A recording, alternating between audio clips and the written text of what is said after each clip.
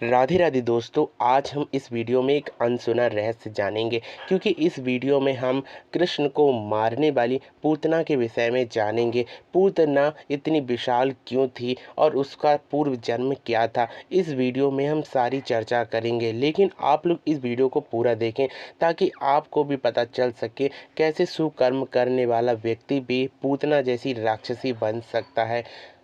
तो शुरू करते हैं। सृष्टि से आरंभ होकर द्वापर तक हम इस वीडियो को लेकर जाएंगे। सृष्टि के आरंभ में जिस प्रकार से आपको पता है कि नारायणी सृष्टि में जब नारायण भगवान क्षीर सागर में सो रहे थे तो कमल से ब्रह्मा जी का प्रकट होता है। ब्रह्मा जी के प्रकट होने के बाद में जब उन्हें पता चलता है कि मुझे सृष्टि की रचनाएं करनी है, तब रचनाओं के बीच में बहुत सी वह रचनाएं करते हैं। रचनाएं करते करते जब उन्हें मानसिक रूप से मानस पुत्रों की सृष्टि करते हैं और कुछ वह मनु शतरूपा के रूप में विभाजित होकर एक मैथुनी सृष्टि का निर्माण करते हैं। उन्हीं में कश्यप मुनि नाम के एक उनके ही पुत्र होते हैं जिनका विवाह अदिति और दिति नाम की दो पत्नियों से होता है। वैसे तो कश्यप ऋषि की 13 पत्नियां थीं, उनमें से जो दो विशेष पत्नियों का नाम आता है वह दिति और अदिति हैं। अदिति देवताओं की माता और दिति राक्षसों की माता हैं। दिति के पुत्र हुए हिरण्यकश्यप हिरण्याक्ष। इन दोनों ने भगवान से युद्ध कर कर परम गति को प्राप्त हुआ है। इन्हीं की पीढ़ी में प्रहलाद हुए। प्रहलाद के की ही गाथा से हमें एक यह शिक्षा मिलेगी जिसके पश्चात हम आपको पूतना के विषय में बताएंगे।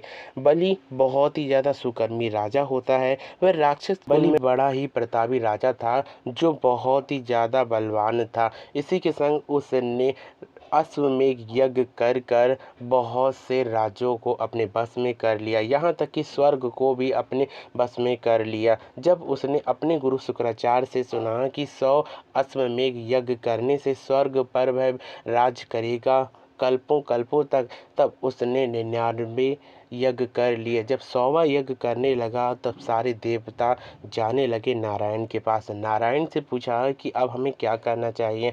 तब नारायण ने बताया कि मैं वामन का अवतार लूँगा। जब वामन का अवतार भगवान ने लिया तब वहाँ पर बलि के दरबार में जब वह जाते हैं तो बलि बहुत ही ज़्यादा प्रसन्न होता है कि नन्हा सा बालक मुझसे कुछ मांगने के लिए आया और मैं देकर रहूँगा।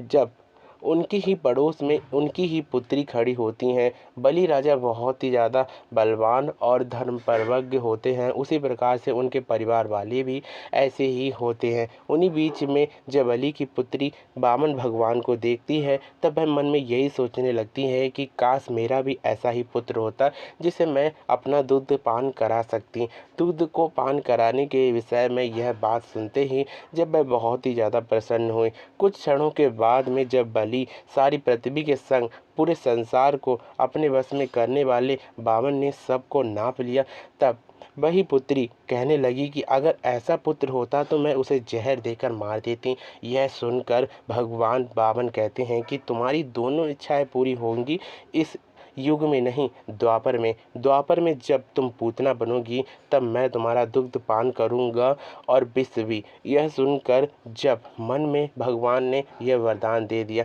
वही बलि की पुत्री जो राक्षस कुल में तो थी लेकिन भगवान से प्रेम करती थी, लेकिन भगवान ने जब बलि से सब कुछ मांग लिया तब उसने इस प्रकार से सोचा।